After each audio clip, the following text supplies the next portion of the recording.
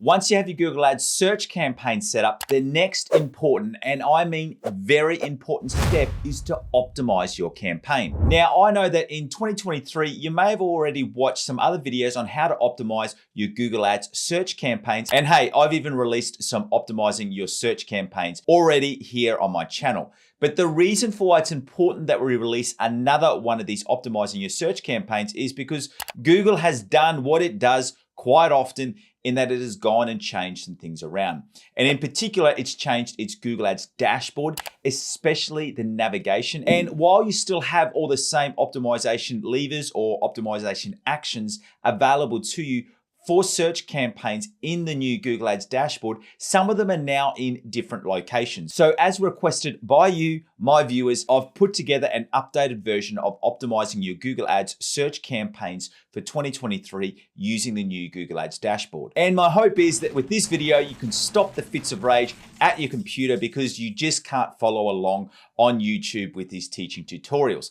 Once again, because Google has gone and changed around the dashboard. So what I'm going to be taking you through today is the top 3 optimization actions that you need to be completing for your Google Ads search campaigns. Now, just in case we haven't met yet and this is your first time here, firstly, welcome. It's great to have you here. My name is Aaron Young and I'm your 15,000 hour Google Ads master. Now, when it comes to optimizing your Google Ads search campaigns, the most important thing is that you actually have an optimization strategy.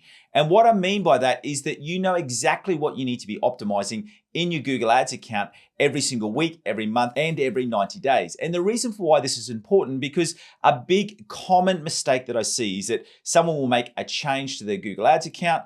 They then freak out because they see some different results and then they make that change back within 24 or 48 hours. And that's the worst thing that you can do, especially if it's something like your bid optimization strategy, is because if you were to update your target CPA or add in a maximize conversions optimization strategy, it could take Google up to 10 to 14 days to be able to work out the new data that it needs to assign to your campaign. So these increased results that you will see may take 1 or 2 weeks. So it's really, really important that as you're going through these optimization steps, that you do need to take a big note of how often you need to go through and complete certain optimization strategies. And to help you with that, I've put together my Google Ads optimization checklist. And this not only lets you know the 9 important optimization steps that you need to be carrying out in your Google Ads search campaigns, but it also lets you know, more importantly, how often you need to complete that action, whether you need to complete it every 72 hours, every week, every month, or every 90 days. And if you would like to get a copy of my Google Ads optimization checklist, all you need to do is to follow that link in the description below. So with all of that said, let's now jump into a screen share and I'm going to take you through the top 3 things that you need to optimize in your Google Ads search campaigns for 2023, and we'll be using that new Google Ads dashboard. Right now, let's go check out that screen share. Okay, so the top 3 actions that I'm going to be taking you through today is how to go through and review your keyword search review. We're then going to take you through your ad copy review. And then finally, I'm also going to take you through how to go through and do some bid optimizations, especially for your demographic targeting. Now, the reason for why with those 3 items are the core items that you need to be focusing on, especially with your search terms, we do know that Google has really changed the way that the keyword match types work. And they're now a lot broader. So that's why it becomes really, really important that you go through and regularly review your search terms. For a new campaign, I'm doing this every 72 hours, but I would be saying that even for mature campaigns, you need to be doing this at least every single week. So what you will need to be doing is you need to go into the individual campaign. We're going to choose this campaign in here. Now, previously you would go through and you review your search keywords, but to see the actual search terms and the difference between your search terms and your search keywords is that the search keywords are the targeted keywords that you've added to your ad group, whereas the search terms are the actual user search terms that the user has used to trigger your ad. So where we want to go is we want to go into insights and reports, and then we want to go into search terms. Previously, you would have found this right under here in the keywords section. So if you're still using the old dashboard, just go keywords and then search terms. If you've been taken over to the new one, go into insights and reports and search terms. Now, what you want to be doing here, by default, it will just show you the top 10 10 rows. But if you want to look at some longer term of data, you can go to 100 rows. And what you want to be looking at here is you want to be looking at, is there any search terms that users have used that have triggered your ad which are not relevant? And I can see some in here.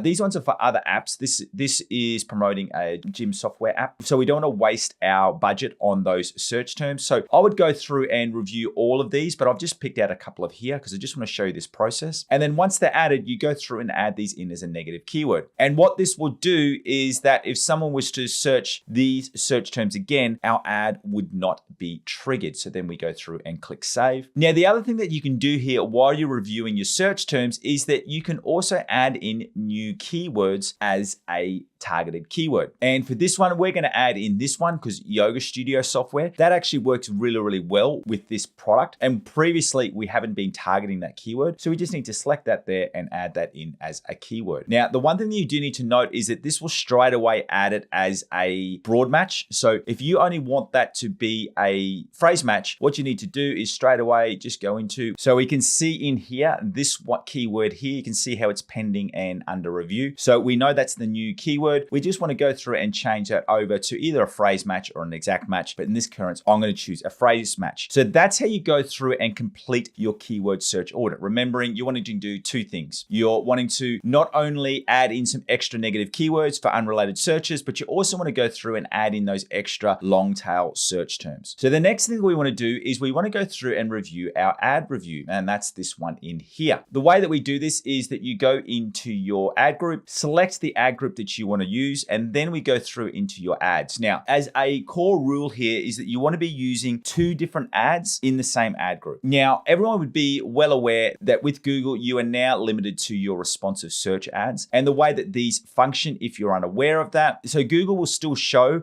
3 headlines and 2 descriptions, but you're able to add up to 15 different headlines and up to 4 different descriptions. So it's really important that you get your split testing right. Now, even though Google does do its own split testing, I still highly recommend that you do manual split testing. And I want to show you the example in here. You can see from February through to May of this year, you can see what a 4% difference in our conversion rate. And this ad in here has also got a 2% higher click-through ratio. Now, we've only just started this new ad, so there's not enough data in here. As you can see, this one's only got sort of 30 clicks. But if we were to add in the enabled and paused, you can see this was the previous ad that we did have running throughout this time period. So if we compare this one and this one, you can see that this one had a 1% less interaction rate or click-through rate. But you can see from here, the conversion rate on this one was nearly double and there was a much better cost per conversion. So that's why it's really, really highly important that you're always testing something new. And what we had in this one, that last round of tests, what we were testing a difference between whether we put request a free demo, or this one in here, we were testing whether we wanted to put in a price from just $54 a month. Now, the way that we locked that in is that we pinned in that third headline or call to action for each ad. And the data showed us that by not putting a price in this case, was giving us a better example. Now, we thought it would be the other way around, and it could very well be that way for you. So that's why it's really, really important that you need to complete this split testing. And what I recommend is you go through and do this every 30 to 60 days. The reason for why you do it for 60 days and not 30 days is that you want to make sure you've got enough data on this secondary ad. So as you can see, we've only just started this one, so we don't have enough data in here yet. But once we were to get this one to be above about 1,000 impressions, I'd then be comfortable to make a call on the data. And you want to be focusing on your interaction rate or click-through ratio and then your conversion metrics. All right, so we've already gone through the first two, which is how to do your search term audit, then also how to review your ads. This third thing that I wanted to take you through is to go through and review your bid optimization. And I especially wanted to focus on our demographic targeting. And if you go into audiences, you'll see your audience segments in here, but I actually want to focus on our demographic targeting, which is this data in here. And the way that I like to do this is that we want to review the conversions and then the cost, or you can also do it by your cost and also your cost per conversion. And what you'd be looking at through here is you can see this one in through here, this group of 18 to 24, our cost per conversion is a lot higher at $47, whereas the other ones are down at $26. Now, the reason for why I'm not going to pause this one yet or exclude this one yet is because we do have less data. We're only spent $142 there, whereas these other ones we spent a lot more. So if you wanted to, you could go through for this 18 to 24 to exclude it. At the moment, I've just added some extra bid adjustments to these ones, and you can see we're already spending a lot more money in this area. If we got to the stage where, especially for the 18 to 24 age bracket, we'd spent, maybe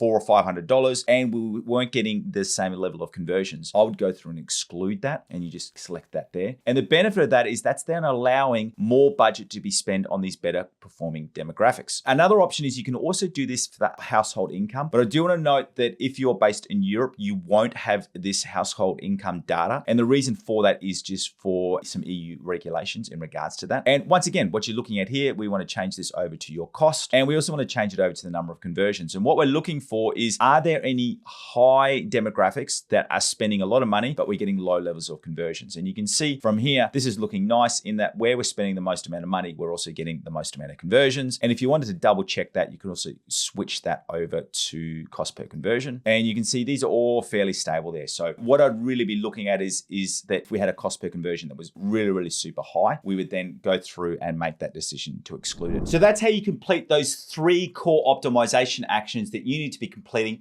for your Google search campaigns. And remember, if you want to make sure that you're completing all 9 actions, make sure that you follow that link in the description below so you can get access to my Google Ads optimization checklist. Now, it goes without saying that if you want to see the best results for your Google Ads search campaigns, even if you've got all of your optimization strategies and your actions completed correctly, if you don't have your Google search campaigns set up in the right way, you just won't be getting the level of results that you should be seeing with Google Ads. And to help you with that, and to make sure that you've got your Google Ads search campaigns set up the right way for 2023, go through and watch this video right here. Once again, thank you for joining me. It's been a pleasure having you. I'm Aaron Young from Define Digital Academy. See you next time.